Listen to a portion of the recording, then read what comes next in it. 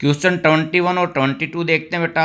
Assume X Y Z W और P, ये 5 matrix given है और इनके यहाँ ऑर्डर भी लिख रखे हैं।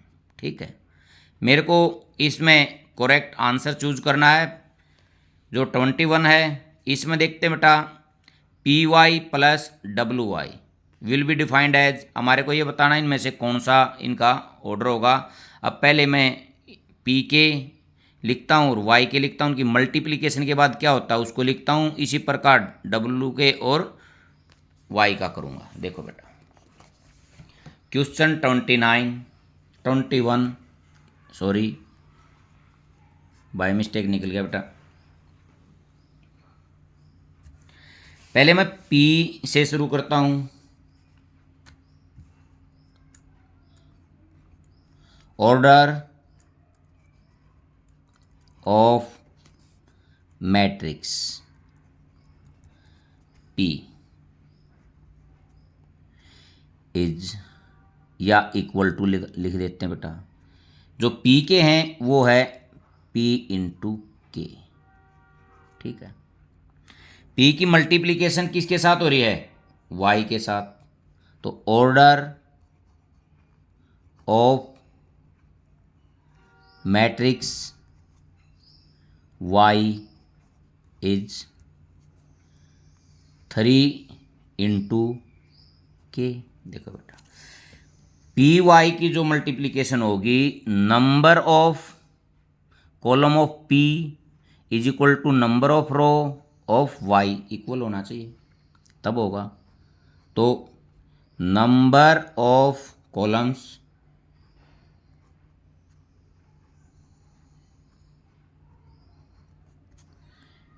इन P is equal to number of rose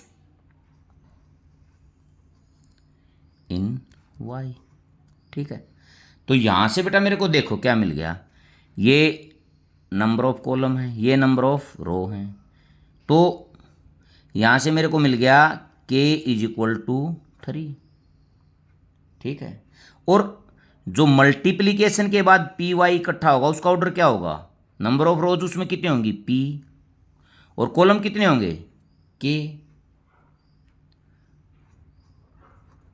order of P Y is, P Y का देखो पी इंटू के, इसको मैं ऐसे भी लिख सकता हूं बेटा पी इंटू 3, क्योंकि के की वैल्यू मैंने यहां फाइंड आउट कर ली है।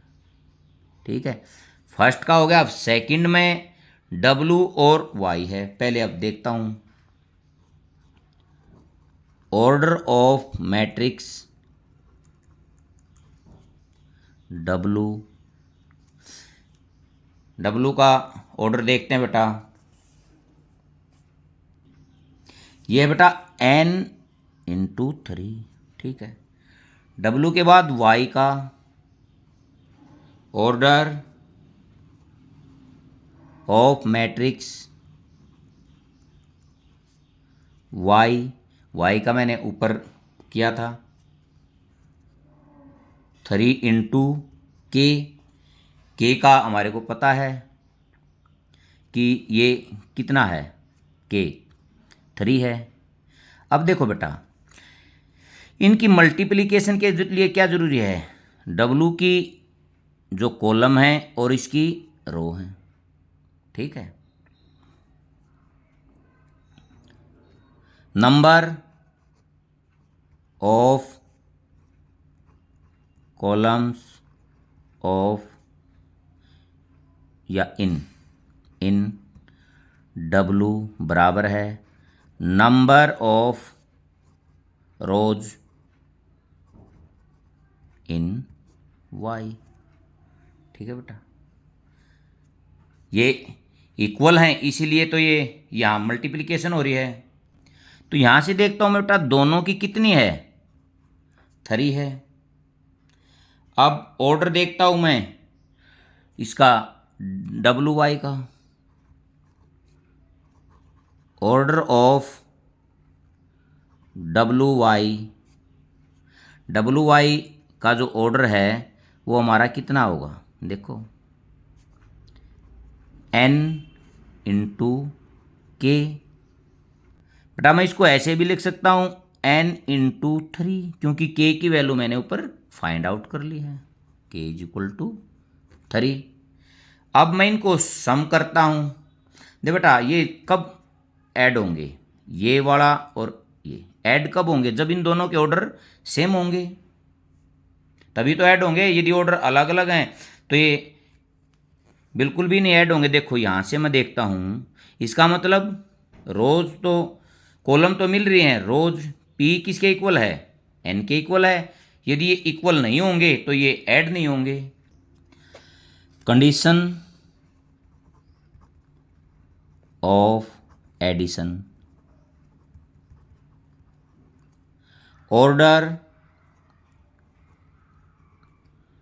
Of P Y is equal to order of W Y.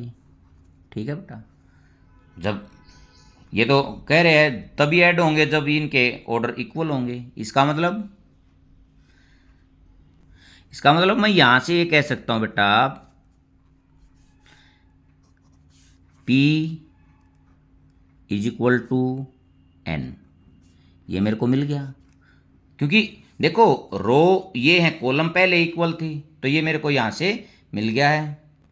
अब बेटा देखो ऑप्शन में आते हैं। देखो k की वैल्यू मैंने कितनी फाइंड आउट करी है, 3, और p और n इक्वल है, तो फर्स्ट वाला ऑप्शन ही हमारा बिल्कुल राइट है। तो option A is equal to right. अब क्वेश्चन सेकंड देखते हैं। इसमें देखते बेटा, if n is equal to p then order of matrix 7x minus 5z। देखो बेटा यदि एडिशन या सब्ट्रैक्शन होगा तो x मैट्रिक्स के और z मैट्रिक्स के जो ऑर्डर हैं वो क्या होंगे, सेम होंगे। मैं इसका ये प्रयोग करता हूं, देखते हैं question 22। Order of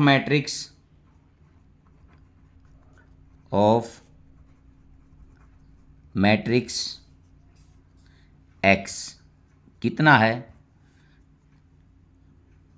2 into N, x का है 2 इंटू एन, और ऑर्डर ऑफ मैट्रिक्स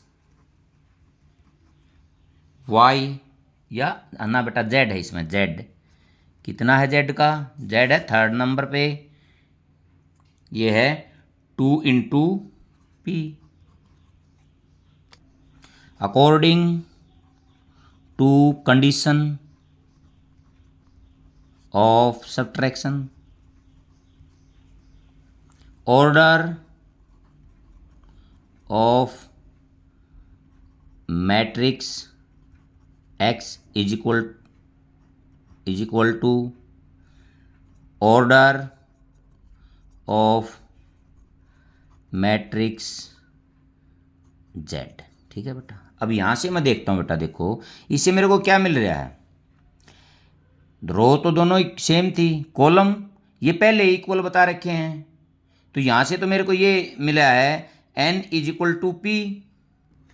यहाँ अब तो मैं ये जो गिवन मैट्रिक्स है 7x माइनस 5z, बेटा ये देख इसके जो मैं ऑर्डर हैं ये भी लिख सकता हूँ 2 इंटू एन, और ये भी लिख सकता हूँ 2 इंटू पी, क्योंकि हमारे को यहाँ से क्या मिल गया, n is equal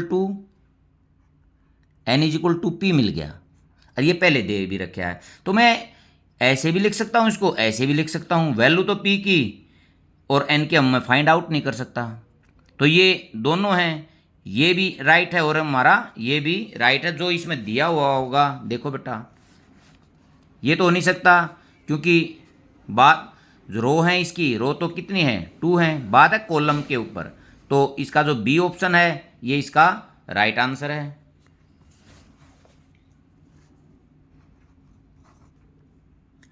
two into N, बेटा आंसर में 2 इंटू पी होता, वो भी राइट होता।